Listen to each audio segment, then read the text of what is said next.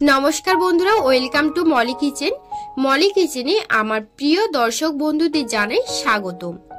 আজ আমি শেয়ার করব পেঁয়াজ ও সর্ষে বাটা দিয়ে এক ভিন্ন স্বাদের ঢেঁড়সের রেসিপি কিংবা ভেন্ডি রেসিপি।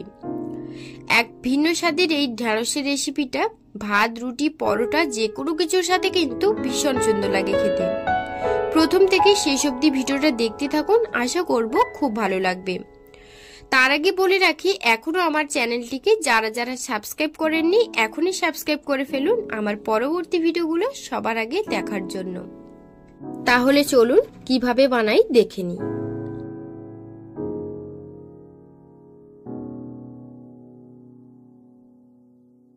ঢেঁড়সের এই রেসিপিটা বানানোর জন্য এখানে আমি 300 গ্রামের মতন একদম কচি ঢেঁড়স নিয়েছি। আপনারা ঢেঁড়সের পরিমাণটা কম কিংবা বেশি করে নিয়ে নিতে পারেন। এখন আমি ঢেঁড়সগুলোকে কেটে নেব। তার জন্য ঢেঁড়সটাকে খুব ভালো করে প্রথমে ধুয়ে পরিষ্কার করে নিয়েছি। এবার আমি ঢেঁড়সের দুই পাশ খুব ভালো করে দুই দিক প্রথমে একটু কেটে নিচ্ছি, তারপর ঢেঁড়সের মাঝ বরাবর কেটে নেব।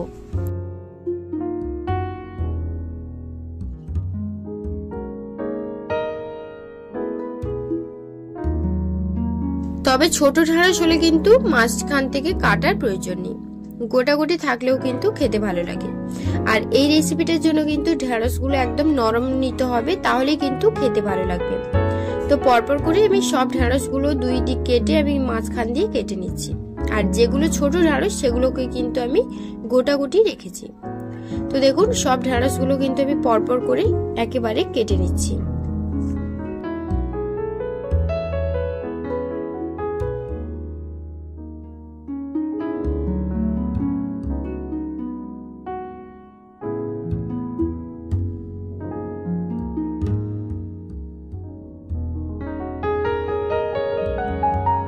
তো এই যে দেখুন আমার সবগুলো কিন্তু কাটা হয়ে গেছে।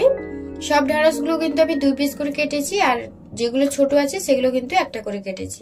এবার একটা মশলা বানিয়ে নেব। তার জন্য মিক্সারে কয়েক টুকরো আদা, কয়েক টুকরো রসুন, একটা মিডিয়াম সাইজের টমেটো, মিডিয়াম সাইজের একটা পেঁয়াজ কুচি আর সামান্য জল দিয়ে একটা পেস্ট করা হয়ে গেছে বানিয়ে নেব। তো এই যে দেখুন মশলাটা কিন্তু আমি একদম ভালো করে মধ্যে দিয়ে দেবো কিছুটা পরিমাণে সাদা তেল। আপনারা চাইলে সর্ষের তেলেও কিন্তু করতে পারেন। এরপর তেল খুব ভালো করে গরম হয়ে গেলে আমি কেটে রাখা ঢেঁড়সগুলোকে দিয়ে দেব। ঢেঁড়সগুলো দেওয়ার পর একটু লবণও দিয়ে দিলাম। দেওয়ার পর খুব ভালো করে ঢেঁড়সগুলোকে ভেজে নেব। এই রান্নার জন্য ঢেঁড়সগুলো যদি হালকা একটু ভেজে নেন তাহলে রান্নার স্বাদটা কিন্তু দারুণ আসে। তো দেখুন 4 থেকে 5 মিনিটের মতন আমি নাড়াচাড়া করে খুব ভালো করে ঢেঁড়সটাকে ভেজে নিচ্ছি। বেশি লাল করার প্রয়োজন নেই, হালকা ব্রাউন কালার থাকবে সেইভাবে কিন্তু এই দেখুন ঠিক এইভাবে কিন্তু আমি ঢেঁড়সগুলোকে ভেজে নিচ্ছি। তো আমার ঢেঁড়সগুলো কিন্তু আমার ভাজা হয়ে গেছে। এই যে দেখুন ঢেঁড়সগুলো এইভাবে ভেজে নিয়েছি। এবার আমি ঢেঁড়সগুলোকে তুলে নেব। এরপর ওই কড়াইতে আমি আরো কিছুটা পরিমাণে তেল দিয়ে তার মধ্যে ফোড়নে আমি 5 ফোড়ন দিয়ে ভালো করে একটা সুন্দর গন্ধ বের হলে আমি পেস্ট করে রাখা মানে যে মশলাটা আমি পেস্ট করে রেখেছিলাম সেটা আমি দিয়ে দিয়েছি। মশলাটা দিয়ে দেওয়ার পর খুব ভালো করে নাড়াচাড়া করে নেব। এরপর মশলাটা যখন একটু ফুটতে শুরু করবে তখন আমি দিয়ে দেবো সামান্য পরিমাণে হলুদ গুঁড়ো, স্বাদ মতো লবণ, আর দিয়ে দিচ্ছি 1 চামচ জিরে গুঁড়ো আর 1 চামচ ঝাল লঙ্কার গুঁড়ো। মশলাটা দেওয়ার পর আবারও খুব ভালো করে মশলাটাকে কষিয়ে নেব। মশলার মধ্যে যেহেতু অনেকটা পরিমাণে জল রয়েছে তার জন্য কিন্তু মশলাটাকে খুব ভালো করে কষাতে হবে, একদম শুকনো ভাব করে নিতে হবে। তো এই যে দেখুন আমি 4 থেকে 5 মিনিট মতন ধরে মশলাটাকে খুব ভালো করে কষাতে হবে। এই সময় কিন্তু অবশ্যই কিন্তু গ্যাসের ফ্লেমটাকে একদমই লো টু মিডিয়ামে রাখতে হবে। তো দেখুন মশলাটাকে খুব ভালো করে কষানো হয়ে গেছে আর তেল ছাড়তে শুরু করে দিয়েছে ধার দিয়ে। এখন আমি 1 চামচ সাদা সর্ষে বেটে রেখেছিলাম সেটা আমি উপর দিয়ে দিয়ে দিলাম। দিয়ে দেওয়ার পর আবারও একটু খুব ভালো করে মিশিয়ে নেব, মানে একদম ভালো করে কষিয়ে নেব। যেহেতু এখানে সাদা সর্ষে কিংবা যে কোনো সর্ষেই হোক না কেন, যেহেতু এখানে সর্ষে রয়েছে তার জন্য কিন্তু বেশি কষাবো না, 1 থেকে 1.5 মিনিটের মতন কষিয়ে নেব। তারপর কিন্তু ভেজে রাখা ঢেঁড়সগুলোকে আমি এর মধ্যে দিয়ে দেব।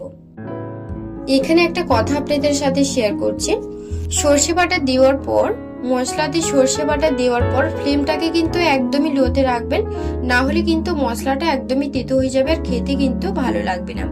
আর সেই জায়গায় মশলা কিন্তু সর্ষে দেওয়ার পর মশলা কিন্তু বেশি কষানোর প্রয়োজন নেই। তো দেখুন মশলাটা আমি 1 থেকে 1.5 মিনিটের মতন কষিয়ে নিয়েছি। এখন আমি ভেজে রাখা ঢেঁড়সগুলোকে আমি মশলার মধ্যে দিয়ে দেব। মশলার মধ্যে দিয়ে দেওয়ার পর খুব ভালো করে নাড়াচাড়া করে নেব। আর এই সময় ফ্লেমটাকে কিন্তু একটু মিডিয়ামে করে দিতে হবে, দিয়ে নাড়াচাড়া করতে হবে।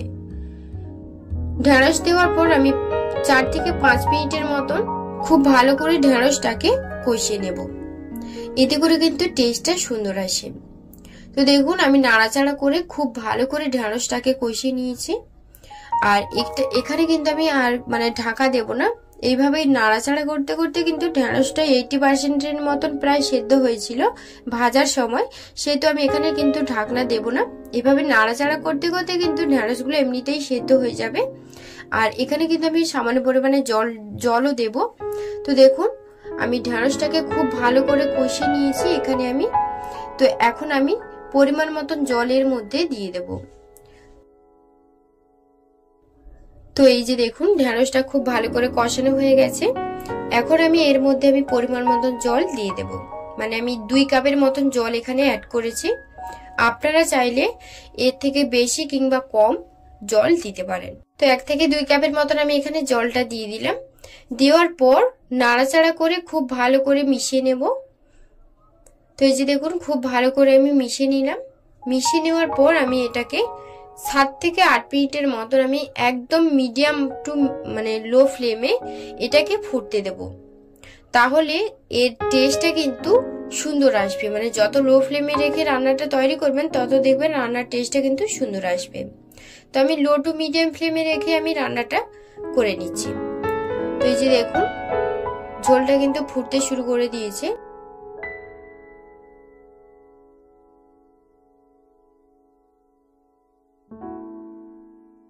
তো এই যে দেখুন ঝোলটা কিন্তু অনেকটাই গাঢ় হয়ে এসেছে। আমি কিন্তু আপনাদের 5 থেকে 7 মিনিটের পর আমি দেখাচ্ছি। ঝোলটা কিন্তু অনেকটাই গাঢ় হয়ে এসেছে। আপনারা চাইলে এই অবস্থাতেই নামিয়ে নিতে পারেন কিংবা আর একটু শুকনো অবস্থায় কিন্তু নামাতে পারেন। আমি ঠিক এই পর্যায়ে নামাবো। এই পর্যায়ে নামালে কিন্তু তরকারির গ্রেভিটাও কিন্তু খেতে ভালো লাগে আর ঢেঁড়সটাও কিন্তু শুকনো শুকনো থাকে, খেতে ভালো লাগবে। তো এই যে দেখুন আমার রান্নাটা কিন্তু প্রায় কমপ্লিট। এখন আমি তরকারিটাকে নামিয়ে নেব। তো দেখুন তরকারির কালারটা কিন্তু কত সুন্দর এসেছে। এবারে আমি তরকারিটাকে একটা পাত্রের মধ্যে নিয়ে আপনাদের দেখাচ্ছি। তো বন্ধুরা আজকের রেসিপি আপনাদের কাছে কেমন লাগলো আমাকে কিন্তু কমেন্টে জানাতে একদমই ভুলবেন না। এবং রেসিপিগুলো যদি আপনাদের কাছে ভালো লেগে থাকে তাহলে চ্যানেলটিকে সাবস্ক্রাইব করে নেওয়ার জন্য আপনাদের কাছে রিকোয়েস্ট রইল। আপনারা সবাই এই রেসিপিটা একবার বাড়িতে বানিয়ে দেখুন, আশা করব খুব ভালো লাগবে। এই রেসিপিটা রুটি, লুচি, পরোটা যে কোনো কিছুর সঙ্গে কিন্তু দুর্দান্ত লাগে খেতে। আজকের রেসিপি যদি আপনাদের কাছে ভালো লাগে তাহলে অবশ্যই কিন্তু লাইক ও কমেন্ট করতে ভুলবেন না। সবাই খুব ভালো থাকবেন, সুস্থ থাকবেন। ধন্যবাদ।